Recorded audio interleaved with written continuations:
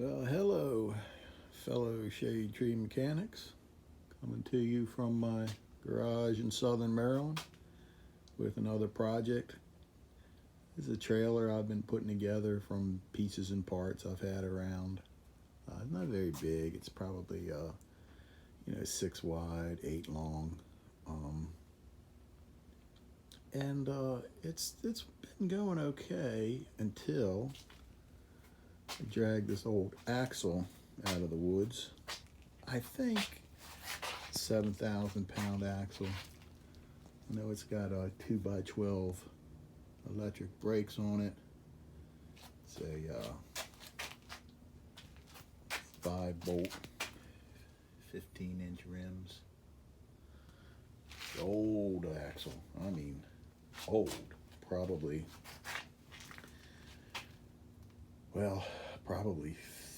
1950s, 1960s. It's been sitting back in the woods for at least 30 years, probably longer, without having its wheels rotated. So that means stuck drums. And wow, I've had some stuck drums on old cars, 1970 cars, and in the past, where we had to drag them across the yard to break them free, hit them with a sledgehammer, heat them, you name it, douse them in a whole bunch of lube. But I tell you, nothing has worked on this trailer. I did manage to get this guy unstuck, and I'll show you how I did it in the rare instance that you may find yourself in such a precarious situation. So let's see if I can get back here better.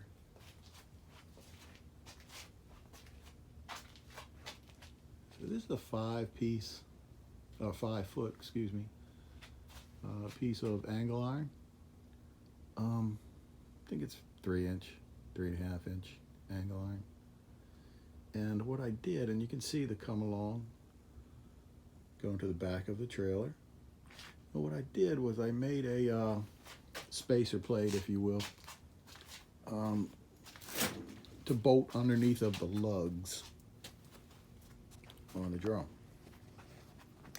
And I didn't go all the way around. I only did 3 bolts. I just welded it up from some old steel stock I had around. Drilled out the holes, bolted it directly to the drum, and then I put a lot of pressure on it from this come along, going from the top of the angle, like I said, down to the back of the trailer. And man, that thing right now, it is so tight. I mean, I could play it like a guitar string. And like I said, the other one over here I did the same way, and finally got that broken free.